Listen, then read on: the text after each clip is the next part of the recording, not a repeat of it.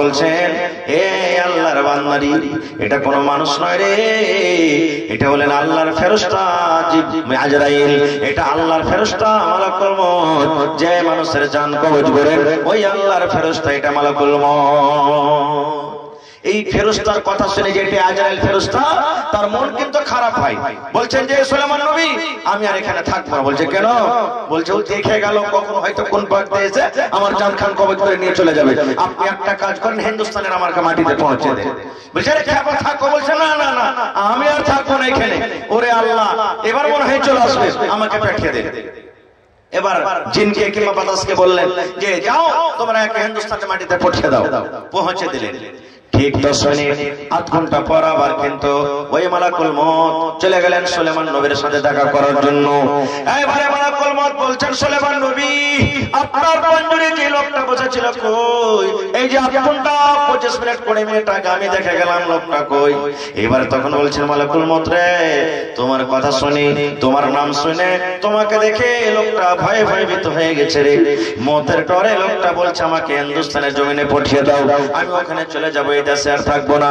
এইবারে মালাকুল মউত বলছেন, আল্লাহ তোমার কি লীলা, কি কারিশমা, কি খেলা, আল্লাহ কেউ বুঝে না। হে সুলাইমান নবী, আমি এই জন্য আমি এলাম।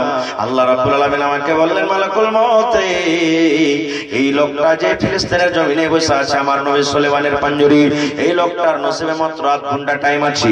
8 ঘন্টার ভিতরে ভিতরে তোমাকে জান খান কবজ করতে হবে। আর জান খান কবজ করতে হবে কোথায়? হিন্দুস্তানের মাটিতে। আমি মনে মনে ভাবলাম, আল্লাহ এখনো ফিলিস্তিন থেকে হিন্দুস্তানের মাটিতে আসতে গেলে মাস 2 মাসের রাস্তা। আল্লাহ তার নসিবে 8 ঘন্টা সময় আছে, আর এখনো লোকটা ফিলিস্তিনের জমিনে বসে আছে। আল্লাহ কেমন করে আমি হিন্দুস্তানের জমিনে তার জানখানাকে কবজ করব? এইবারে বলছেন সুলাইমান নবী, আমি ওই লোকটার জান কবজ করে আমি দেখতে এলাম যে ওই লোকটা আপনার পাঞ্জরে বসেছিল, ওখানে বসে আছে কি নাই। ওরে আল্লাহ, বলছেন সুলাইমান নবী, ওই লোকটার জান খানা কবজ করে আমি এখনই এলাম। আল্লাহর কোরআন বলছেন, আইনামা তাকুনু ইউদরিকুমুল মাউত ওয়ালাউ কুনতুম ফি বুরুজিন মুশাইয়াদা। আল্লাহ বলছেন, দুনিয়ার মানুষ, তোমরা যদি চাঁদের পরে ঘর বানায়া থাকো, তোমরা যদি আসমানের পরে চলে যাও, তোমরা যদি সূর্যের পরে চলে যাও, তোমরা যদি পানির তলাতে চলে যাও, আইনামা তাকুন, যে দুনিয়ার কোন কোণাতে থাকো না কেন, ইউদরিকুমুল মাউত, মওত তোমার কাছে কিন্তু পৌঁছে যাবে। না পৌঁছবে না? জোরে বলেন, মত পৌঁছবে না? পৌঁছবে না ভাই? একটা কিতাব আছে ভাই আমার কাছে, গল্পের মাধ্যমে জ্ঞান, বাংলা কিতাব। আমার আপনার গল্প নয়। চায়ের দোকানে বসে গেলাম, হবে ও যে হজ করে এসে 5 লাখ টাকাতে ওর হজ কবুল হবে, ও তো চুরি করে টাকাতে হজ করেছে। ওই মূলবিটা ওয়াজ করে গেল, হ্যাঁ মূলবিটা ভালো লাগে, এরকম ওরকম নামাজ পড়েছে, দাড়ি ছেড়েছে। ও নামাজ দাড়ি ছাড়লে কি হবে? ওর থেকে আমি ভালো আছি, মানে রাত দিন কি বলতার চগল করি আমরা করি। আমাদের মতন গল্প নাই। গল্প করতে গেলে জ্ঞান বাড়বে। ঠিক আছে? একদিন মালাকুল মউত মানুষের রূপে একটা যুবক, 18-20 বছরকার যুবক তার কাছে এসেছে। আর ওই যুবক ছেলেটা নামাজ রোজা সব কিছুতে পাকা, ইবাদত বন্দেগীতে, গুনাহ থেকে দূর, পাপ থেকে দূর। মালাকুল মউত তখন এসে বলছেন, হে আল্লাহর বান্দা, তুমি ইবাদত বন্দেগী করো, গুনার কাজে তুমি যেও না, কিন্তু শোনো, যখন তুমি মরবে তোমার মরার আগে একটা চিঠি আসবে। কি আসবে? জোরে বলে, চিঠি। চিঠি বুঝেন না? লিফাফা খাত, লেটার, চিঠি আসবে। এই ছেলেটা যখন মনে মনে বলছে যে হ্যাঁ, আমি যখন মরে যাব তো আমার মরার আগে একটা লেটার আসবে, চিঠি আসবে, এত কষ্ট করার দরকার কি? দুনিয়ার স্বাদ মজাটা নিয়ে মরার আগে যখন আসবে চিঠি, তখন ভালো ভালো মন্দ যা করছে দুনিয়াতে সবকে ছেড়ে দেবো, তওবা ইস্তেগফার করে আল্লাহ বিল্লাহতে লেগে যাবো। এবারে ভাই সব নেকিকে ছেড়ে দুনিয়ার যত গুনাহ সব করতে লাগলো, মদ পান করতে লাগলো, চুরি চামারি করতে লাগলো, গুন্ডাগার্দি করতে লাগলো, জেনে ব্যভিচার করতে লাগলো। দুনিয়ার কোন এমন পাপ গুনাহ নাই যে লোকটা করে না। করতে করতে বন্ধুরে তার বয়স ছিল 18-20 বছরকার, এ করতে করতে 50 হয়ে গেল, 60 হয়ে গেল, 70 হয়ে গেল, এ করতে করতে 100 বছর হয়ে গেল।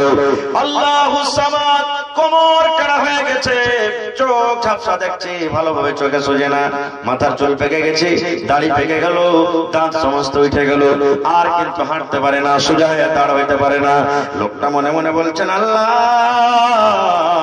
ওই লোকটা বলেছে যে মরার আগে তোমার কাছে একটা চিঠি আসবে, কেন আমার কাছে চিঠি আসে না? কখন আর আমার কাছে চিঠি আসবে? আমি কখন চিঠি পাবো? আল্লাহ, কখন আমি চিঠি পাবো? কখন লোকটা আমাকে সে চিঠি হাতে ধরাবে? কখন আমি চিঠি পাবো?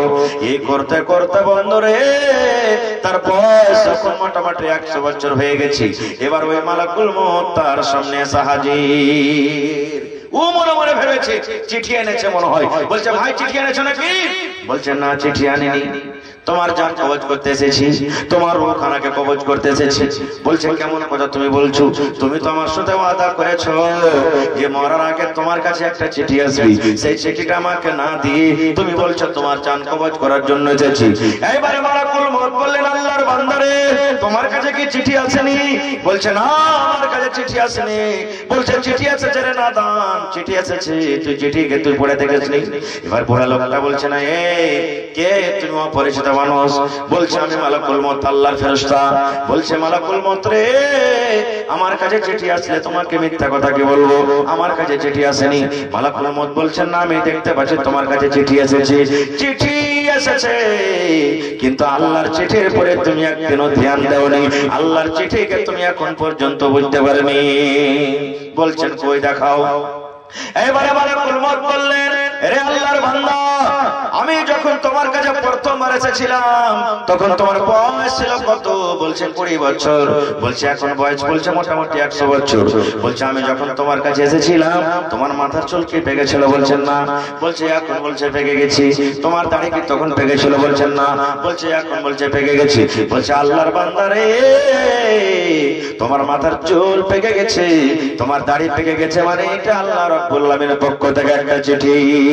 তখন তোমার দাঁত ভালো হয়েছিল, পাথরে যদি তুমি কামড় দাও পাথরকে তুমি চাবিয়ে ফেলবি। এখন তুমি দেখো একটা রুটি খেতে পারো না, ওরে আল্লাহ, তুমি একটা কড়া জিনিস দাঁতে চাবাইতে পারো না, তোমার সমস্ত দাঁত হিলে গেছে, উঠে গেছে। এর মানে দাঁত উঠে যাওয়াটা এটা আল্লাহ রাব্বুল আলামিনের পক্ষ থেকে একটা চিঠি। এখন দেখো তোমার চোখে সোজে না, চোখে ঝাপসা চড়ে গেছে, আন্ধার আন্ধার দেখছি, এর মানে এটা আল্লাহ রাব্বুল আলামিনের পক্ষ থেকে একটা চিঠি। আল্লাহর বান্দা, তোমার কোমর টেড়া হয়ে গেছে, মানজাতে তোমার ফল নাই, মানজা টেড়া হয়ে গেছে। এখন মানে বোঝা গেল এটা আল্লাহ রাব্বুল আলামিনের পক্ষ থেকে একটা চিঠি। এত চিঠি আসার পর তুমি বলছো আমার কাছে চিঠি আসেনি, এটা মানা হবে না রে, মানা হবে না। ওই পাপের গুনাহ